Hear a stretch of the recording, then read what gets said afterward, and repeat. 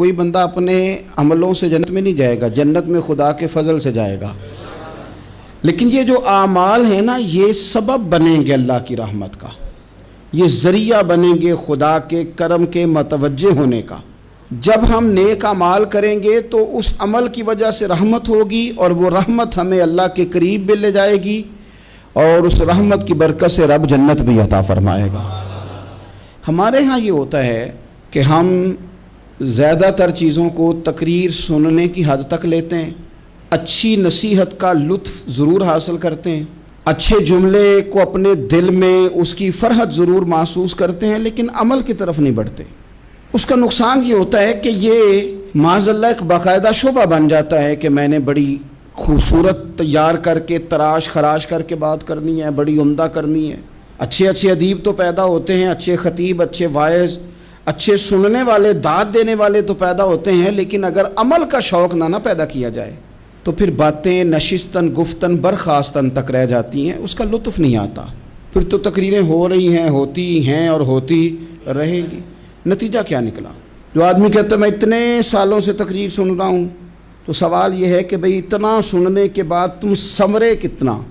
سننے کا ایک ہی مقصد زندگی میں آپ سمجھ لیں کہ سننے کا مطلب سنورنا ہے، اور اگر آپ نے خیر کی بات سنی اور آپ سنورے ہی نہیں، میں آپ کو دعوت فکر دیتا ہوں۔ نبی پاک صلی اللہ تعالیٰ علیہ وسلم نے ارشاد فرمایا، ایک عورت تھی، طوائف تھی، ساری زندگی اس کی گناہوں میں گزری معاذ اللہ، پھر وہ ایک کنویں کے پاس سے گزر رہی تھی، ایک پیاسا کتا اس نے وہاں پیاس سے تڑپتے سسکتے دیکھا، اور پھر اس نے اپنے جوتے کو لٹکا کر اپنے دوپٹے کی مدد سے یا جیسے اس سے ممکن ہو سکا اس نے پانی نکالا، کتے کو پلایا، اللہ نے اس کی بخشش فرما دی۔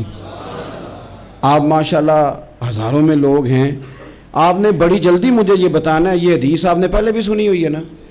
میرا خیال ہے کوئی بندہ نہیں رہا جس نے نہ سنی ہو، سنی ہوئی ہے نا ہم نے الحمدللہ۔ اتنے سارے بندے جو یہاں موجود ہیں انہوں نے سنی ہوئی ہے، تو ظاہر ہے امت مسلمہ میں جتنے لوگ ہیں ڈھیر ساروں نے یہ بات سنی ہوگی۔ لیکن میرا سوال یہ ہے، میں سڑکوں پہ روڈوں پہ سفر کرتا ہوں،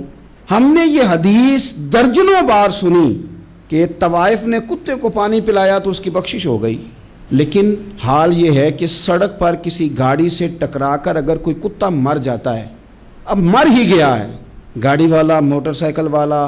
پجارو والا، بس والا کوئی اتنی جرت نہیں کرتا کہ لکڑی کے ساتھ، رسی کے ساتھ ہی پکڑ کے اسے سائیڈ پہ کر دے۔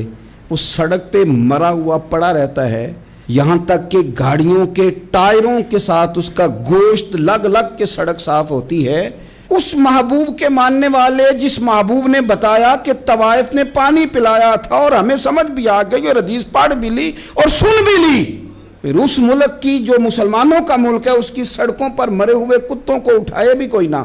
اور زخمی کتا زخمی ہو ہی گیا ہے، اب اسے سڑک سے سائیڈ پہ ہی کر دیا جائے کم از کم، تاکہ اس کی اگر جان باقی ہے تو بچ جائے۔ تو پھر مجھے بتاؤ نا میرے دوستو، ہم نے کس لیے تقریریں سنی ہیں، کس لیے خطبے سنے ہیں؟ واعظ و نصیحت کی مجالس کا مطلب ہم نے کیا سمجھا ہوا ہے؟ تقریر، تحریر، تصنیف، اچھی گفتگو، اچھا جملہ، اس کا معنی ہم کیا سمجھتے ہیں؟ تو آج رمضان آنے سے پہلے یہ ارادہ کرو کہ رب کریم نے ہمیں جتنا دین کا فہم دیا ہے، سمجھ دی ہے، علم دیا ہے، ہم ارادہ کرتے ہیں اب ہم صرف سنیں گے نہیں، پڑھیں گے نہیں، صرف بیان ہی نہیں کریں گے، ہم عمل بھی کریں گے۔